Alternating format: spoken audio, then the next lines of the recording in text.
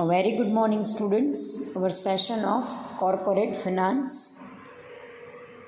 Last સેશનમાં આપણે receivables મેનેજમેન્ટના થિયરી પોર્શન કમ્પ્લીટ કરેલા હતા. આજથી આપણે ઇલસ્ટ્રેશન સ્ટાર્ટ કરીએ છીએ. બેઝિકલી એક્ઝામમાં રિસીવેબલ્સ મેનેજમેન્ટના એક્ઝામ્પલ્સ હજી સુધી પૂછાણા નથી, બટ કન્સેપ્ચ્યુઅલ ક્લેરિટી માટે આપણે એના ઇલસ્ટ્રેશન્સ જોઈ લઈએ છીએ.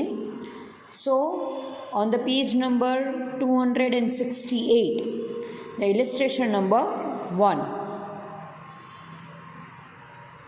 A company limited is selling a product at rupees 15 per unit. The data regarding its sales, cost, etc. are given below. Sales is 20,000 units. Variable cost per unit is 10. Average cost per unit is 12. Total fixed cost is rupees 1 lakh. Average collection period is 40 days. The company is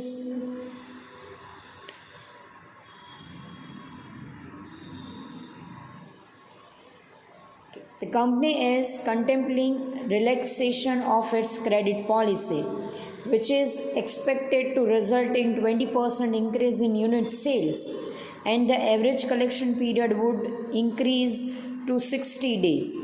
There would be no change in bad debts.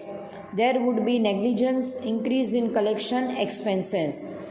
If the required return on investment of the company is 16%, should the company relax its credit policy? Basically આપણને ખબર જ છે કે 2 ટાઈપ્સની credit policy કોઈ પણ ઓર્ગેનાઇઝેશનમાં applicable થાય છે: strict credit policy and liberal credit policy. અહીંયા જે કલેક્શન પીરિયડ 40 ડેઝનો છે એ 40 ડેઝને ઓર્ગેનાઇઝેશન ઇન્ક્રીઝ કરે છે, દેટ ઇઝ 60 ડેઝ.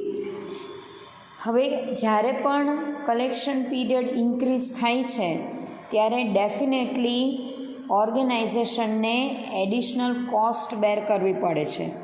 ભલે એનું એડિશનલ સેલ્સ ઇન્ક્રીઝ થાય છે, પણ કલેક્શન પીરિયડને ઇન્ક્રીઝ કરવાથી જે વર્કિંગ કેપિટલ છે એ હવે 20 ડેઝ માટે એણે એક્સટેન્ડ કરવી પડશે, કે જેના બેઝિસ ઉપર એને એડિશનલ કોસ્ટ બેર કરવી પડશે. તો હવે આ સમના બેઝિસ ઉપર આપણે કંપનીને સજેશન આપવાનું છે that should the company relax its credit policy or not. Information આપણને અવેલેબલ છે. 1 by 1 આપણે ઇન્ફોર્મેશનને ઇન્સર્ટ કરી અને સમ્સને કેલ્ક્યુલેટ કરીએ છીએ. ફર્સ્ટ એન્ડ ફોરમોસ્ટલી બધી ઇન્ફોર્મેશન છે એ આપણે પ્રોપર મેનરમાં લખીએ છીએ. Selling price 15 rupees, variable cost 10 rupees, average cost 12 rupees, total fixed cost that is 1 lakh rupees, sales 20,000 units and average collection period is 40 days. હવે એડિશનલ ઇન્ફોર્મેશન આપણને 3 આપેલી છે કે જે આપણે સોલ્યુશનમાં પહેલાં લખીએ છીએ. That is 20% increase in unit sales, average collection period would increase to 60 days. એટલે અહીંયા આપણને જે 40 ડેઝ આપેલા છે દેટ ઇઝ કરંટ. એટલે 40 ડેઝમાંથી 60 ડેઝની ક્રેડિટ પોલિસી કંપની અલાઉ કરે છે. Now required return on investment is 16%. જે એડિશનલ સેલ્સ ઓર્ગેનાઇઝેશન કરે છે એની માટે એડિશનલ ઇન્વેસ્ટમેન્ટ રિક્વાયર્ડ છે, તો એનું રિટર્ન છે that is 16%. So now let's calculate the whole sum. First one, that is increase in profit due to increase in sales. Total sales છે that is 20,000 unit. Additional sales 20% increase થાય છે total સેલ્સના. Total cells છે 20%, એના 20% additional that is 20% into 20,000 into 20% that is 4,000 units. આ ઓર્ગેનાઇઝેશનનું additional sales છે. Regular sales તો 20,000 છે જ. So now contribution per unit. હવે પ્રોફિટ ફાઇન્ડ આઉટ કરવા માટે આપણે first and foremostly contribution find કરવું પડે. તો કન્ટ્રીબ્યુશન થશે 15 રૂપીઝ કે જે સેલ્સ પ્રાઇસ છે minus 10 rupees that is the variable cost. એટલે selling price minus variable cost that is 5 rupees. So additional profit additional સેલ્સનો 4000 into 5 that is 20,000 rupees, that is the additional profit of the organization. Now હવે આપણે સેલ્સને compare કરીએ છીએ ડેટર્સના turnover ratio સાથે. એટલે additional investment in account receivable. First and foremostly આપણે total સેલ્સની amount find out કરીએ. કરંટ સેલ્સ છે દેટ ઇઝ 20,000 કે જે આપણને એઝ ઇટ ઇઝ આપેલું જ છે. So total cost of sales, current sales છે 20,000 into average cost. Make my words, we are considering average cost, કારણ કે average cost that is fixed cost અને વેરિયેબલ કોસ્ટનું એવરેજ છે that is average cost. So 20,000 into 12 that is 2,40,000 that is our cost of sales. હવે આ current છે. નાઉ proposed એટલે કે જે આપણે 20,000 એડ કરવાના છે એમાં આપણને શું વેરિએશન જોવા મળે છે. તો કરંટ કોસ્ટ ઓફ સેલ્સ તો આપણે 2,40,000 આપણે અહીંયા લખેલા જ છે. બટ એડિશનલ જે આપણું 4,000 સેલ્સ ઇન્ક્રીઝ થાય છે તો 4,000 ઇન્ટુ વેરિયેબલ કોસ્ટ ઇન્ટુ 10 આવશે. અહીંયા એક વસ્તુનું આપણે ધ્યાન રાખીએ છીએ કે જ્યારે તમે કોઈ પણ કોસ્ટને બેર કરો છો, એડિશનલ તમે કોસ્ટ બેર કરો છો, સો એ તમારી વેરિયેબલ કોસ્ટ ઇન્ક્રીઝ કરશે. એ તમારી ફિક્સ્ડ કોસ્ટ કે એવરેજ કોસ્ટને ઇન્ક્રીઝ કરતા નથી. સપોઝ ફોર એન એક્ઝામ્પલ તમે તમારી જે કેપેસિટી છે, પ્રોડક્શન કેપેસિટી છે એને 10% ઇન્ક્રીઝ કરો છો in the month of March. તો માર્ચમાં તમે જે કોસ્ટ એડિશનલ કોસ્ટ બેર કરશો so that will be your variable cost. એટલે અહીંયા આપણે 4,000 into 10 that is variable cost consider કરેલા છે. So that is 40,000. So proposed cost of sales that would be 2,80,000. હવે આપણે debtors turnover ratio find out કરવાનો છે. So debtors turnover is equal to 360 days divided by average collection period. આ formula આપણે યાદ રાખશું ડેટર્સ ટર્નઓવરની, that is 360 days divided by average collection period. Current તમારી એવરેજ કલેક્શન પોલિસીનો પીરિયડ છે 40 days. So 360 divided by 40 that is 9. અને proposed એટલે ન્યૂ પોલિસીમાં તમે 60 daysની પોલિસી અલાઉ કરો છો તો 360 days ડિવાઇડેડ બાય 60. તો અહીંયા તમારો ડેટર્સ ટર્નઓવર રેશિયો થઈ જશે 6, 9 and 6. Now the next formula, that is marginal investment. Marginal investment is equal to total cost of sales divided by debtors turnover. આપણે અહીંયા જે ફાઇન્ડ કર્યું છે ટોટલ કોસ્ટ અને ડેટર્સ ટર્નઓવર એને હવે આપણે ફોર્મ્યુલામાં ઇન્સર્ટ કરીએ છીએ. So current total cost of sales is 2,40,000 that is divided by debtors turnover. Current turnover ratio છે 9. સો 2,40,000 divided by 9 that is 26,667. અને પ્રપોઝડ એટલે નવી પોલિસીમાં જેમાં તમારી કોસ્ટ પણ ઇન્ક્રીઝ થાય છે અને તમારો ટર્નઓવર રેશિયો ડિક્રીઝ થાય છે. So it is 2,80,000 divided by 6. So proposed is 46,667. ઓર્ગેનાઇઝેશનને જો પોતાની સેલ્સ ઇન્ક્રીઝ કરવી હોય, 20% ઇન્ક્રીઝ કરવું હોય તો એને એડિશનલ ઇન્વેસ્ટમેન્ટ બેર કરવું પડશે. આ તમારું કરંટ ઇન્વેસ્ટમેન્ટ છે, દેટ ઇઝ 26,000. પણ તમે એવરેજ કલેક્શન પીરિયડને ઇન્ક્રીઝ કરો છો, તમે 40 ડેઝમાંથી એને 60 ડેઝ કરો છો, તો તમારે એડિશનલ વર્કિંગ કેપિટલ મેન્ટેન કરવી પડશે. અને એ એડિશનલ વર્કિંગ કેપિટલને મેન્ટેન કરવા માટે કંપનીને એડિશનલ ઇન્વેસ્ટમેન્ટની રિક્વાયરમેન્ટ પડે છે. તો અહીંયા the additional investment is equal two proposed investment minus current investment. Proposed એટલે તમારું ન્યૂ ઇન્વેસ્ટમેન્ટ છે, that is 46,667 minus your current, that is 26,667. એટલે કંપનીને એડિશનલ 20,000નું ઇન્વેસ્ટમેન્ટ છે એ બેર કરવું પડશે.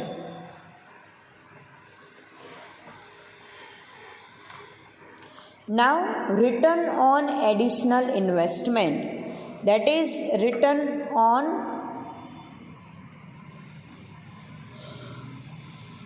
required return on investment of the company is 16%.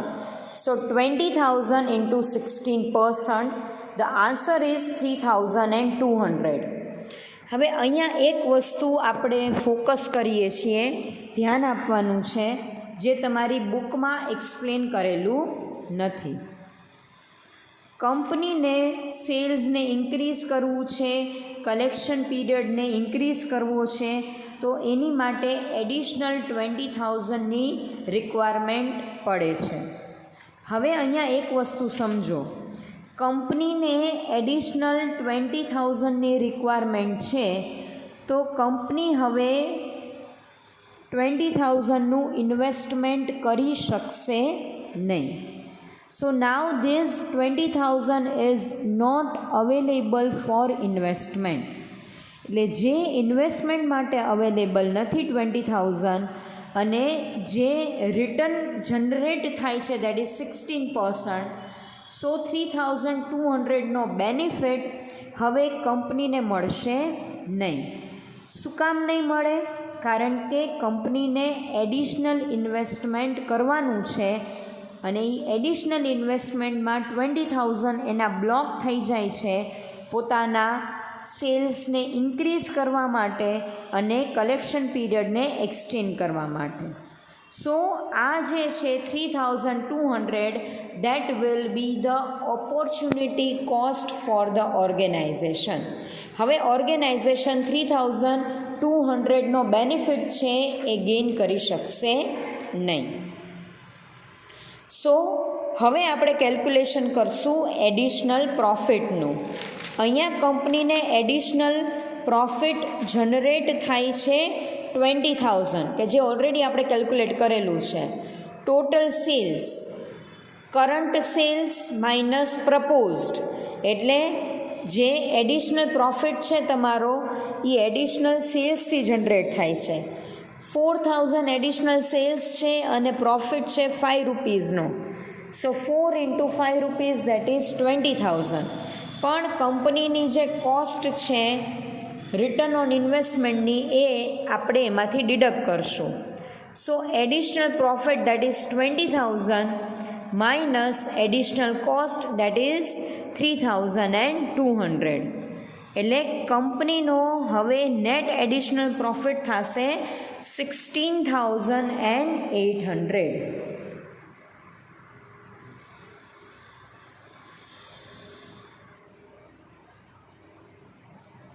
So again additional profit આટલો generate થાય છે બિકોઝ એનો જે પ્રોફિટ છે એ એને એડિશનલ મળે છે, દેટ ઇઝ 16,800.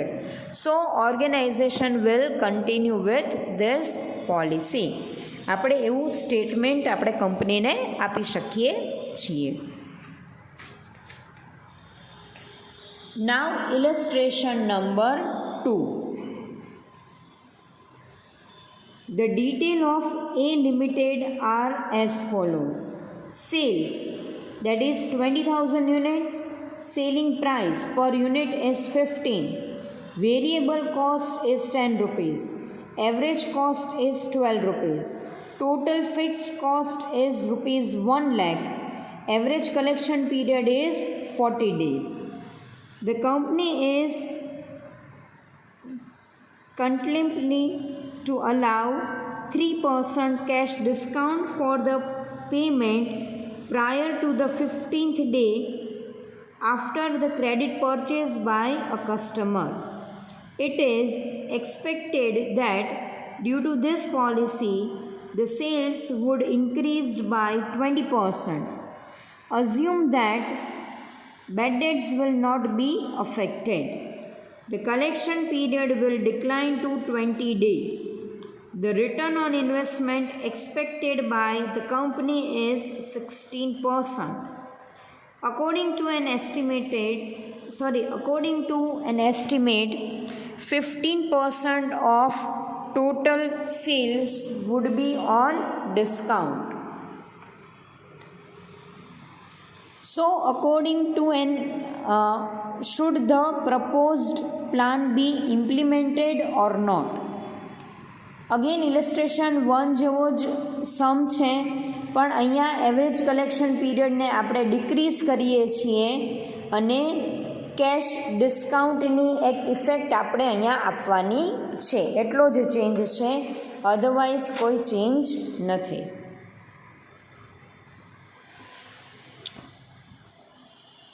પેલા બધી ઇન્ફોર્મેશનને આપણે પ્રોપર મેનરમાં અહીંયા પુટ કરીએ છીએ.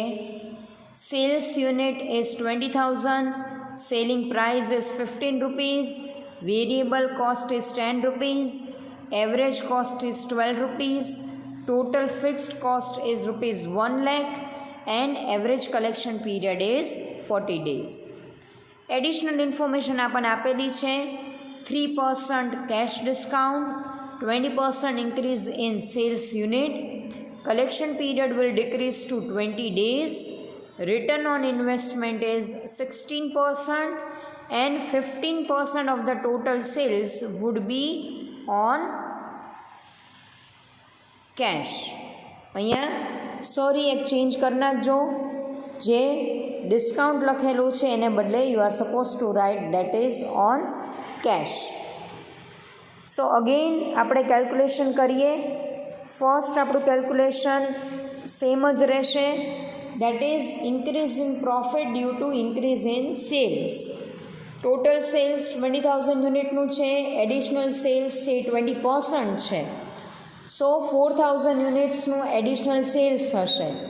કન્ટ્રીબ્યુશન પર યુનિટ છે 15 minus 10, દેટ ઇઝ 5 rupees.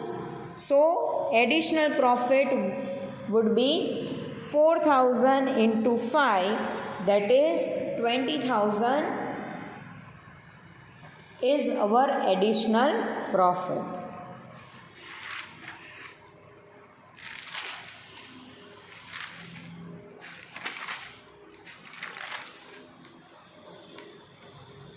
હવે અહીંયા એડિશનલ ઇન્વેસ્ટમેન્ટ નહીં આવે, અહીંયા આવશે savings.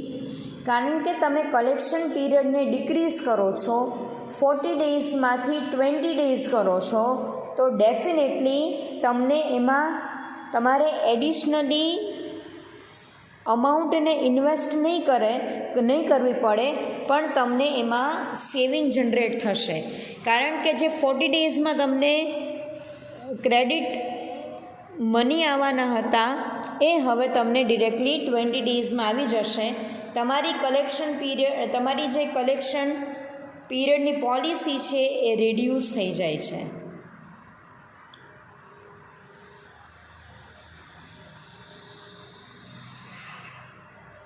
Total cost of sales current sales into average cost, 20,000 into 12, that is 2,40,000. Proposed 2,40,000 plus 40,000. Additional sales જે 4,000 યુનિટનું છે, that is into 10. હવે ડેટર્સ turnover that is 360 days divided by average collection period. Current છે 360 days divided by 40, that is 9. હવે proposed તમે 20 days decrease કરો છો, so 360 divided by 20, that is 18, 1818.